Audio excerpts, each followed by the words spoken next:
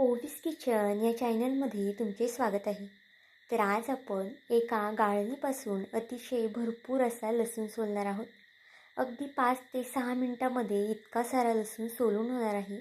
तुम्ही पाहू शकता लसूण छोटासुद्धा आहे आणि मोठासुद्धा आहे. आता तुमच्या घरात जो कोणता लसूण असेल तो तुम्ही फक्त 5 मिनिटात गाळणीने अगदी झटपट असा सोलून घेऊ शकता. अगदी आठवड्याभराचं टेन्शन आता तुमचं मिटणार आहे. तर चला थोडाही वेळ न घालवता अशाच वेगवेगळ्या टिप्सकडे वळूयात. तर बघा, सुरुवातीची इथे टिप्स मी तुम्हाला सांगणार आहे. अगदी महत्त्वाची आहे, घरात सर्वच महिलांना उपयोगी येणारी ही टिप्स आहे. तर इथे पाहू शकता अशा पद्धतीने मसाल्याचे डबे आपल्याकडे असतात किंवा बॉक्स म्हणू शकता. आता यातला आपण कधीच अख्खा मसाला वापरत नाही. त्यामुळे काय होतं, मसाल्याचा वाससुद्धा निघून जातो आणि मसाला फ्रीजमध्ये सांडतो किंवा मग डब्यामध्ये सुद्धा सांडला जातो. कधीकधी मोठा बॉक्स असतो किंवा मग लहान बॉक्स असतो, त्यामध्ये भरपूर असा मसाला उरला देखील जातो आणि त्याचा वास निघून जातो. त्यामुळे इथे आपल्याला काय करायचे बघा, अशा पद्धतीने अगदी व्हिडिओत दाखवल्या पद्धतीने तुम्ही हा बॉक्स फोल्ड करून घ्या. अशा पद्धतीने जर बॉक्स फोल्ड केला ना तर अजिबातच मसाल्याचा वास निघणार नाही आणि जो मसाला आहे तो सुद्धा अजिबातच सांडणार नाही.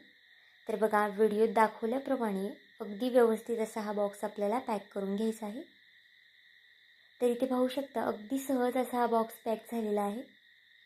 आता अशाच पद्धतीने दुसरासुद्धा इथे मी बॉक्स पॅक करून दाखवणार आहे तुम्हाला. व्हिडिओ नक्की शेवटपर्यंत पहा, कारण की याची जी पुढची ट्रिक आहे ती तर सर्वच महिलांना कामी येणार आहे आणि अगदी उपयोगी अशी आहे. त्यामुळे व्हिडिओ नक्की शेवटपर्यंत पहा आणि अजूनही चॅनलला सबस्क्राईब केलं नसेल तर लगेच एक सबस्क्राईब आणि लाईक करून घ्या. तर बघा, अगदी अशा पद्धतीने दुसरा देखील बॉक्स मी पॅक करून घेतलेला आहे. अगदी झटपट असे बॉक्स पॅक करून घेऊ शकता तुम्ही. ज्यावेळेस तुम्हाला मसाला लागेल त्यावेळेस अशा पद्धतीने ओपनसुद्धा करू शकता आणि अगदी लगेचच पॅकसुद्धा करू शकता. आणि हे मसाल्याचे बॉक्स दिसायलासुद्धा फ्रीजमध्ये छान दिसतात. त्यामुळे नक्कीच एकदा ही ट्रिक वापरून बघा. तर चला लगेचच पुढच्या ट्रिककडे वळूयात. आता त्यासाठी आपल्याला एक पेनाचं झाकण लागणार आहे. आता पेनाचं झाकण तर सगळ्यांकडेच अवेलेबल असतं. आता बघा, पेनाच्या झाकणाला अशा पद्धतीने तुम्हाला चिकटपट्टी लावून घ्यायची आहे. चिकटपट्टी शक्यतो डबल असेल याचीच तुम्ही खात्री करा. अशा पद्धतीने डबल चिकटपट्टीचा वापर आपल्याला इथे करायचा आहे. अगदी उपयुक्त टीप आहे ही. टीप तुम्हाला नक्कीच आवडणार आणि नक्कीच मला ही टीप तुम्ही बघितल्यानंतर मला कमेंट करून सांगणार. तर बघा, चिकटपट्टीचं जे पाठच्या साईडचं कागद आहे तो इथे मी काढून घेतलेला आहे. आता देवघराच्या बाजूला आपल्याला कधीकधी अगरबत्ती लावायची असते किंवा मग दाराच्या पाठीमागे लावायची असते. मग त्यावेळेस आपल्याकडे स्टँड नसतं किंवा मग दाराला बीळ वगैरेसुद्धा आपण पाडू शकत नाही. त्यामुळे नक्कीच तुम्ही अशा पद्धतीने अगरबत्तीचं स्टँड अगदी 2 मिनिटात तयार करू शकता. तर इथे बघा, अगदी सहज अशी अगरबत्ती आपण यामध्ये ठेवलेली आहे आणि व्यवस्थित अशी अगरबत्ती यामध्ये लागतेसुद्धा, पडतसुद्धा नाही. कारण की अगरबत्तीचं वजन हे अगदी कमी असतं, त्यामुळे अगदी सहज यामध्ये अगरबत्ती राहू शकते. तर ही सुद्धा ट्रिक तुम्हाला कशी वाटली मला हे कमेंट करून नक्कीच सांगा.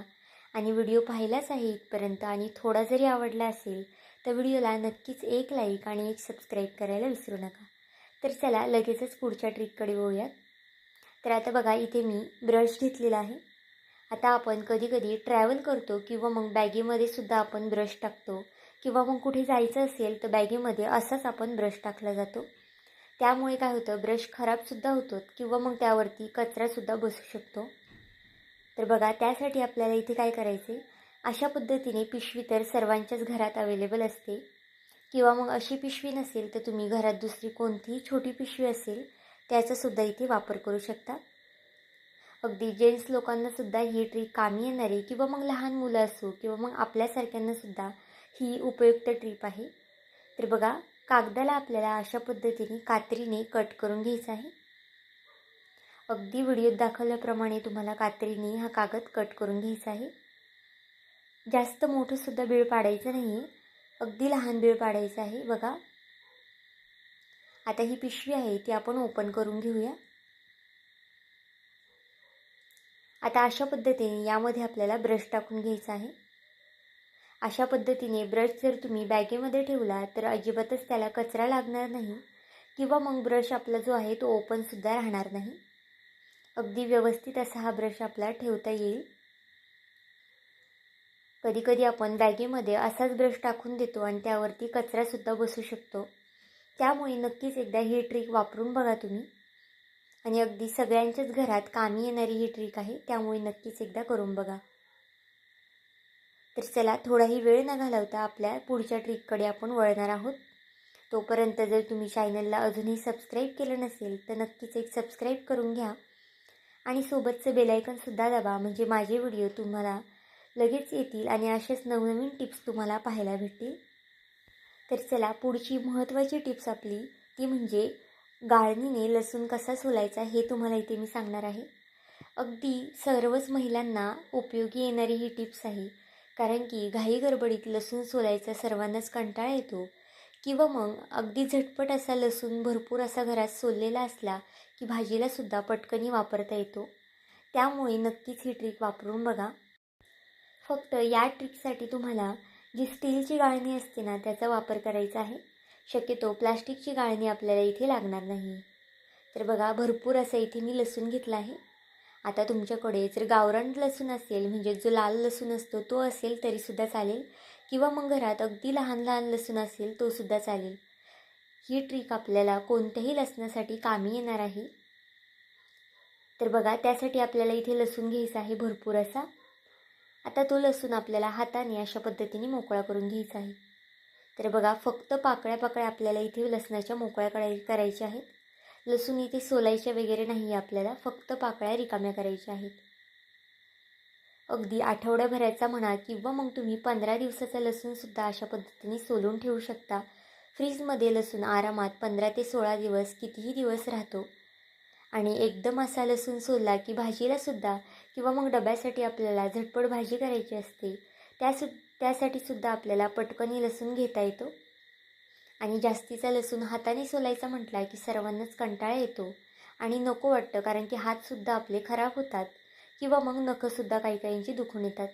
त्यामुळे त्यांच्यासाठी तर ही ट्रिक अगदी उपयोगी पडणार आहे.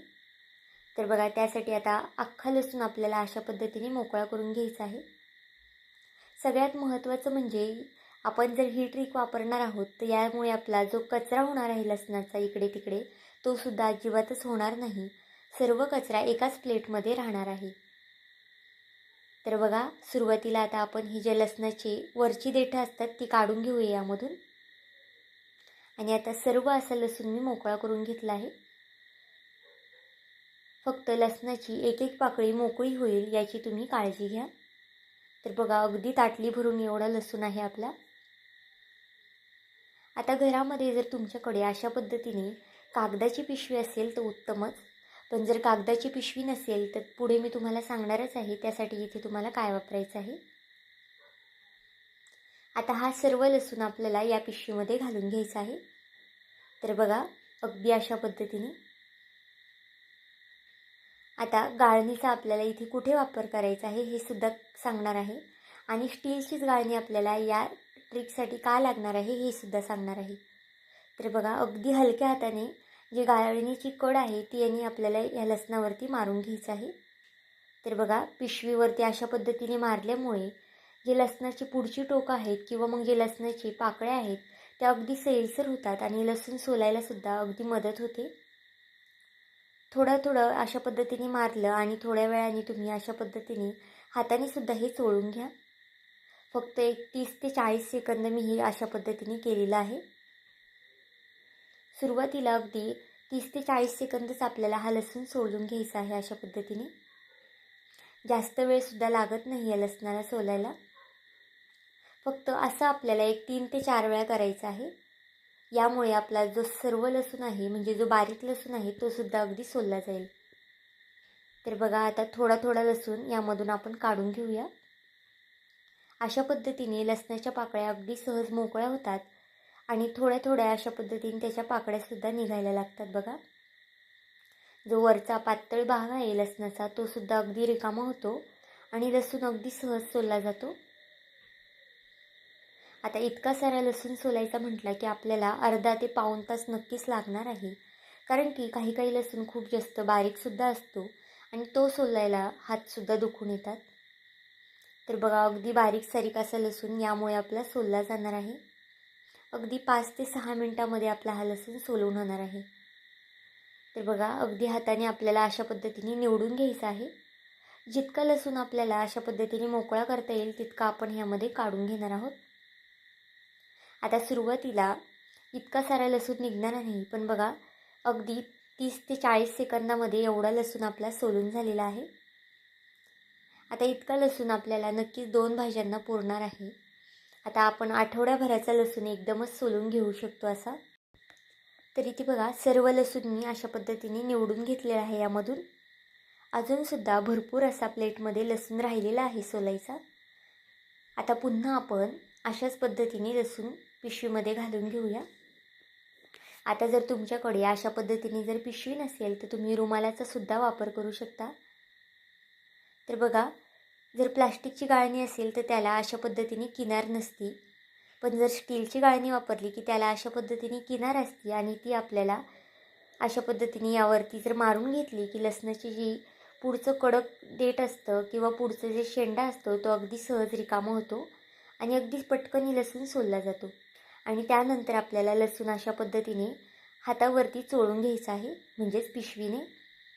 त्यामुळे अजून जास्त लसणाच्या पाकळ्या ह्या रिकाम्या होतात. तर बघा अजून मी एक 40 ते 50 सेकंद असं करून घेते. थोडासा जोर लावून करायचा आहे, म्हणजे जो लसूण आहे तो अगदी छान रिकामा होतो आणि जास्त रिकामा होतो. तर बघा थोड्या वेळाने पुन्हा इथे मी प्लेटमध्ये लसूण आता काढून घेणार आहे. तुम्ही पाहू शकता आता यावेळेस मी एक मिनिट तरी असं करून घेतलेलं आहे आणि भरपूर असा लसूण आपला यामध्ये रिकामा झालेला आहे. या ट्रिकमुळे घरात इकडे तिकडे सुद्धा हा लसणाचा कचरा पांगत नाही आणि एकाच जागी हा लसणाचा कचरा राहतो. तर पाहू शकता किती सारा लसूण यावरती मोकळा झालेला आहे. आता जर मी व्हिडिओ इथे फास्ट केलेला आहे, जर स्लो केला तर व्हिडिओ अगदी मोठा होऊन जाईल. त्यामुळे व्हिडिओचा थोडासा मी फास्ट फॉरवर्ड केलेला आहे. हा पाहू शकता तुम्ही किती पटकनी लसूण आपला सोलून झालेला आहे. हा लसूण तुम्ही भरपूर दिवस फ्रीजमध्ये स्टोअरसुद्धा करू शकता. अगदी 1 ते 2 किलो लसूण असला ना तरीसुद्धा तुम्ही हा सोलू शकता अगदी 15 ते 20 मिनटामध्ये. तर इथे बघा छान असा लसूण मोकळा करून घेतलेला आहे आणि सोलून घेतलेला आहे मी पटपट. ही ट्रिक तुम्हाला कशी वाटली मला नक्कीच कमेंट करून तुम्ही सांगा.